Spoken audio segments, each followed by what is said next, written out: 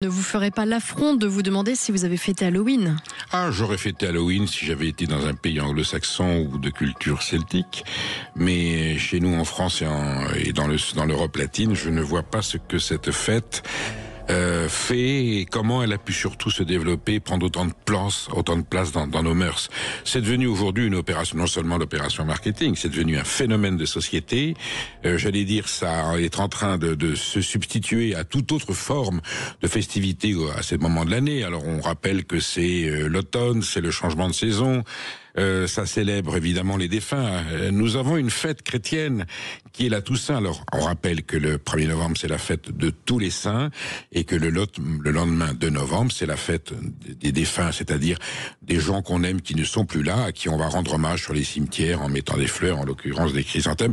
Mais nous avons un rituel judéo-chrétien qui porte sur ce moment de l'année. C'est la lumière qui se restreint et Noël est un petit peu dans cette continuité. Les changements de saison, la vie, la mort, ce sont des thématiques formidables et on peut en faire une fête, on peut en faire une cérémonie familiale, on peut en faire une cérémonie religieuse. Et là, on a, j'allais dire, une pratique qui est arrivée des États-Unis. Elle n'est même pas arrivée, elle aurait pu arriver d'Écosse, d'Irlande, de ces pays celtes, de ces vieilles nations celtes qui ont une culture formidable, une mythologie prodigieuse.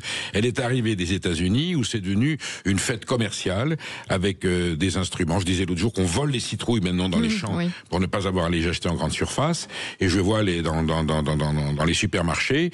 Au début, il y avait un petit rayon, il y avait une petite table. Ensuite, il y avait une gondole complète. Maintenant, c'est carrément une partie du magasin qui est consacrée à cette fête avec toutes les dépenses inhérentes et surtout une acculturation. On ne sait même pas à quoi ça correspond. On se déguise. Alors, on est dans le monstrueux, on est dans l'hideux, on est dans le gore, on est dans le trash, on est tout ce qu'on veut. Ça n'apporte aucune dimension culturelle ou religieuse ou philosophique aux gens qui la pratiquent.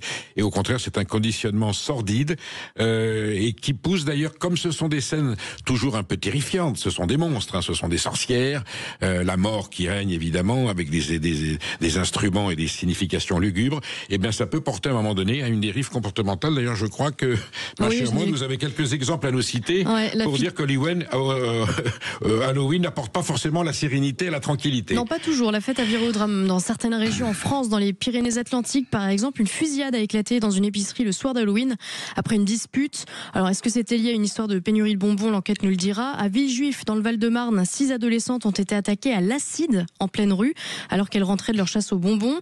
À Lyon, un étudiant autrichien est porté disparu depuis sa participation à une fête d'Halloween. Et puis à Paris, une Halloween party a fini en course-poursuite avec la police au Châtelet. Voilà, Perico. Oui, je ne connais personne qui est disparu en allant mettre des chrysanthèmes sur la tombe de ses parents ou de ses grands-parents. Voilà. Donc, un mot d'ordre aujourd'hui. Ras la citrouille d'Halloween, pour que ça se finisse comme ça en fiasco et en tragédie.